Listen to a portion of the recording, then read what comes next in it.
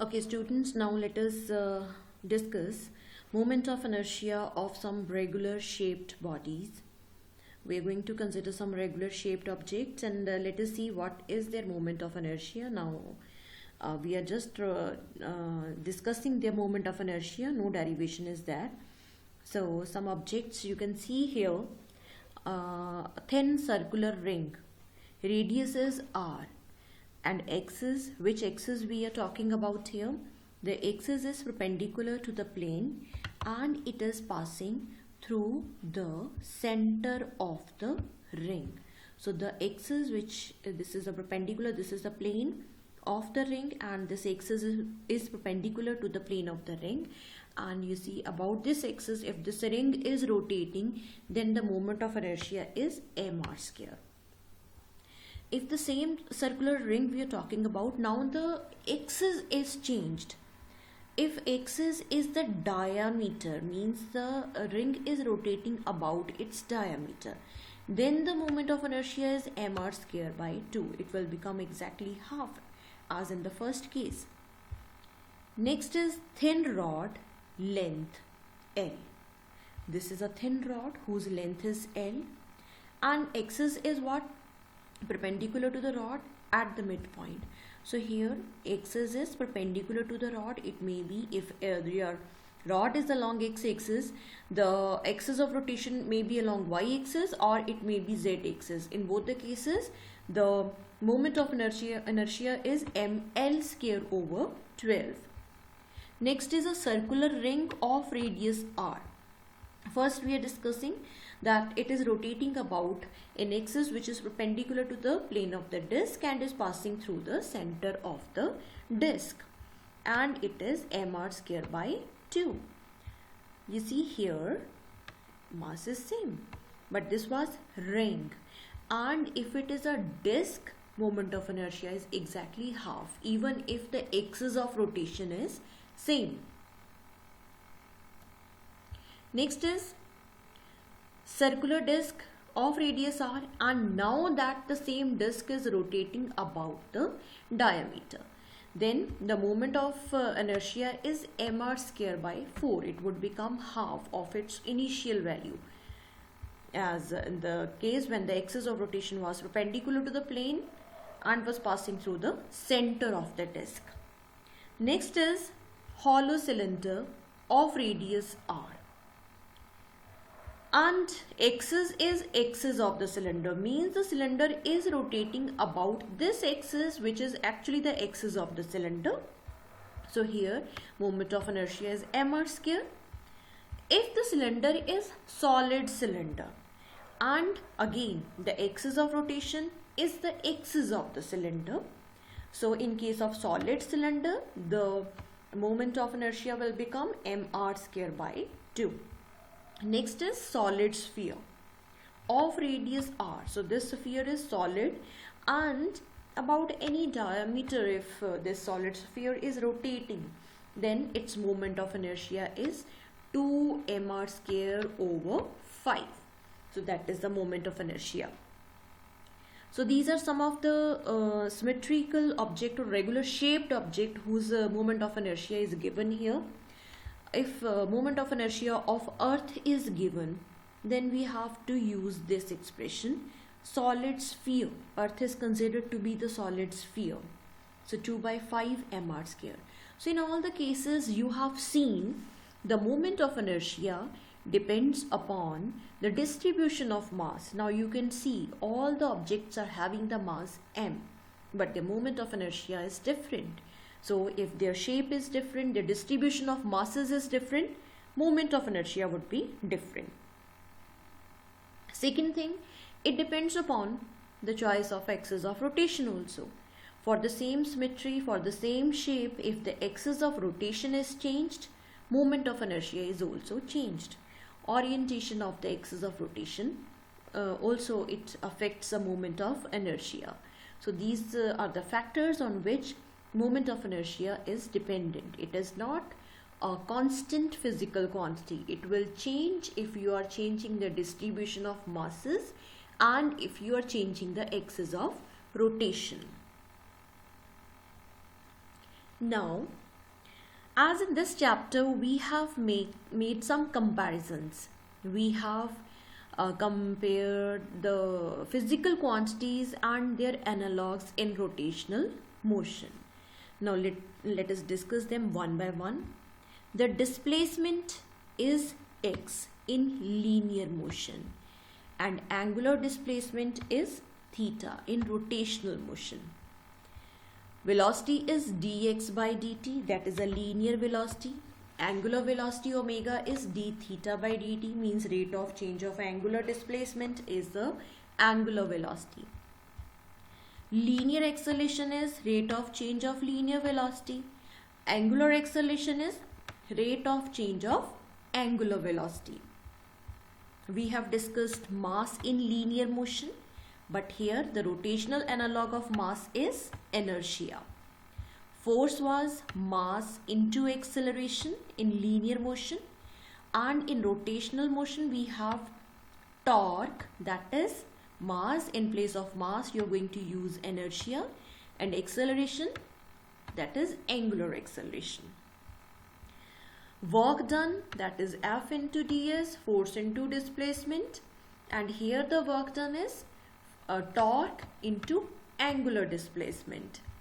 Here kinetic energy is half mv square, and here kinetic energy is half I omega square. Here power is force into velocity.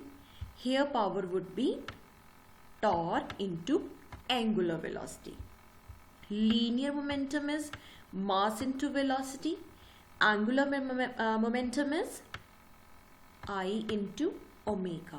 Mass, rotational analog of mass is this inertia, moment of inertia, and rotational analog of velocity is angular velocity. So we can see here the different physical quantities and their analogues in the rotational motion. Now we are going to discuss some applications of conservation of angular momentum. We have already discussed in the previous lectures that if external torque acting on the object is 0, then total angular momentum is constant. And now we know that angular momentum is I into omega. So if no torque from outside is acting on the system, I into omega would remain constant. If during the rotation, if I is increasing, omega will decrease to make this product constant. If by chance I is decreasing, omega will automatically increase to make the product constant. Now let us discuss some examples of conservation of angular momentum.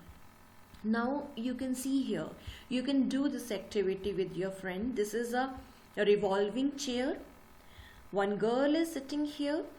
If you give initial rotation to this chair, the chair would be rotating with some angular frequency or angular velocity. If during the rotation this girl is stretching her arms, there will be change in the angular velocity of the rotation. And if she suddenly she brings her arms close to her body, then also there would be change in the angular velocity. So you see here what is going to happen when this girl is stretching her arms. I would get increase because I is mr square. M is the mass, r is the distance of the masses from the axis of rotation. You see, this is the axis of rotation. So these masses, they have gone away from the axis of rotation, so r is going to get increased. So if r is increasing, I is increasing here when she is stretching her arms. So when I is increasing, omega would decrease because the process, whatever is happening, that is happening inside the system. No external torque is acting on the system. So the angular velocity of rotation will decrease if she is stretching her arms. But when she is bringing her arms closer to her body, then what would happen? In that case, I would get decrease and omega would get increase. So if I is decreasing, omega is increasing, means the rotational motion would become faster. So this can be explained with the help of the conservation of angular momentum. As externally no torque is acting on the system, if she is stretching her arms or bringing her arms closer to her body, this is happening inside the system only. I is increasing, then omega would decrease. When I is decreasing, omega would increase. Some other examples we can see. A circus acrobat and a diver take advantage of this principle. You might have seen a diver. When the diver is just starting his or her diving, the body is stretched. But when the diver is in the mid-air, the diver would bring her arms and legs closer to each other. Then you see, when he or she is doing like this, the moment of inertia would decrease and this would increase the angular velocity. So when I is decreasing, omega would get increase, and you can see some rotations in the air when the diver is diving in the water. Before the diving, the diver is bringing his arms and legs closer to each other. This is going to decrease the moment of inertia of his body, and omega would get increased, and you can see some rotations of his body in the air. Also, skaters and classical Indian or Western dancers perform a pirouette, a spinning about a tip top on the toes of 1 foot, display mastery over this principle. Can you explain? So here some examples we can consider. Skaters. You can explain all these actions of skaters, classical dancers or Western dancers, when you see when the spinning, especially the spinning, is taking place, how the angular velocity of rotation is increased or decreased. So you can now relate these actions with the conservation of angular momentum. So whenever you see the arms are stretched out, I would get increased, omega will decrease. But you see, whenever they have to increase the number of rotations or angular velocity, then what they do, they always bring their arms and legs together, means they closer to each other. So moment of inertia would get decreased and angular velocity will increase, and you can see the faster rotation and their actions of rotations, they would be very fast. So one question I'm going to leave here for you. How will you differentiate between a hard-boiled egg